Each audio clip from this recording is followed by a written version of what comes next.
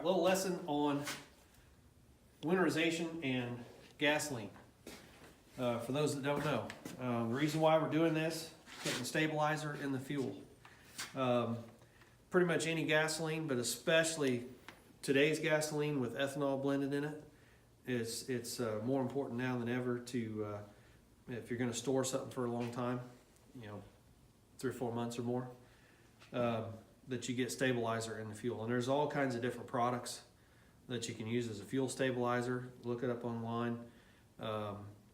We use Stabil. There's Startron. There's all kinds of other products, Seafoam, those kind of things. They're all made in a little bit different way, but they all kind of end up doing the same thing. What it does is it keeps the fuel mainly from doing what's called varnishing. As the fuel sits over time, it evaporates, it changes, and inside the carburetor and the tiny little passages in there, it will gum up or varnish up. It'll turn to a kind of a semi-solid, I guess, and it plugs up the carburetor and your engine don't run and you have a bad day. And it's really tough to get it cleaned out.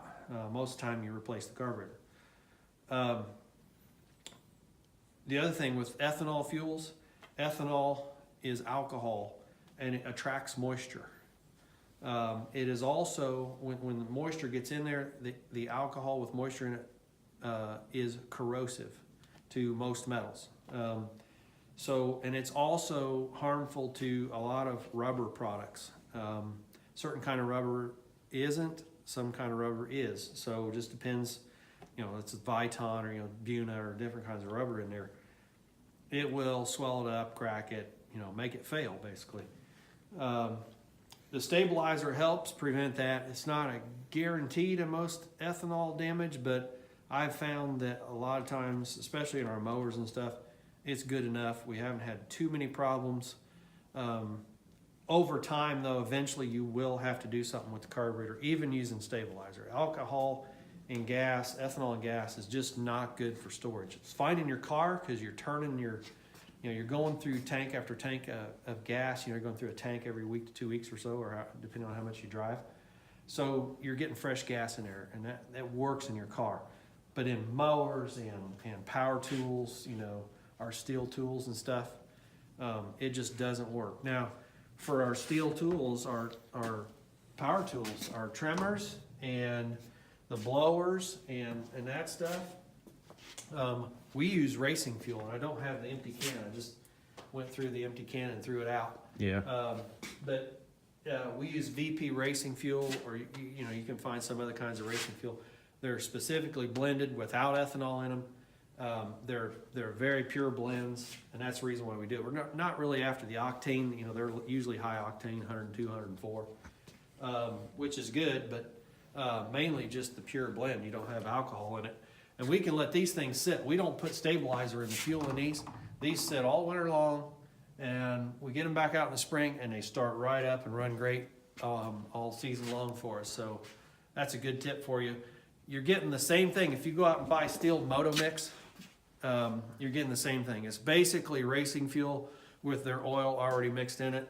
We just go a different route. We buy racing fuel and mix our own oil because we can do it a little cheaper that way, because we're going through about 10 gallon, 15 gallon of fuel for our trimmers and blowers and stuff a year. So that gets kind of expensive when you're buying it $25 a gallon, at a time for Moto Mix. So a little bit cheaper way to do it. But for the rest of the engines, the non-two-stroke engines without oil mixed in them, we're just going to use fuel stabilizer in them.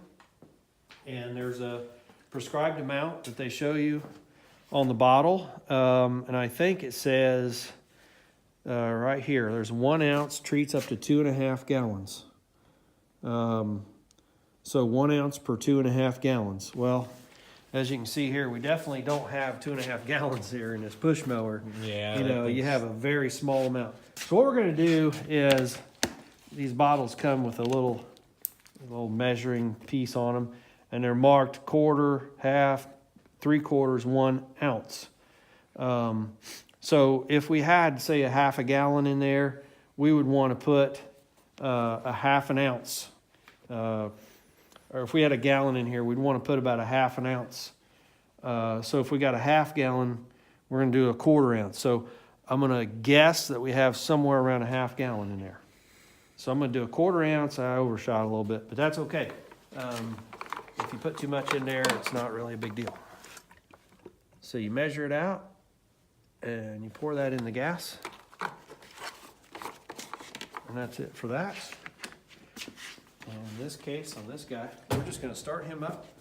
We got that stuff mixed up in there. We're gonna start it up, let it run for a little bit, you know, don't have to let it run very long, just enough to get that gas from the tank worked in through the carburetor, and then it can sit all winter with that treated gas in the carburetor, and it won't damage the carburetor.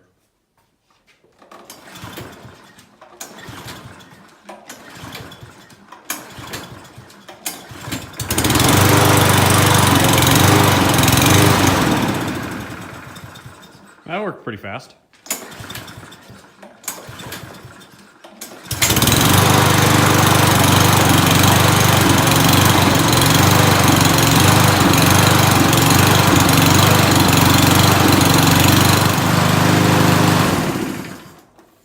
Okay, good enough. Yay. All right. One step So that's left, pretty one step simple for right. that one. We're not gonna worry about cleaning it up. You saw a little bit of smoke come out of it there when we started it up. I think it's because I got too much oil in the crankcase. Yeah. But, oh well. Yep. Okay, well. See you guys later. All right, let's see here.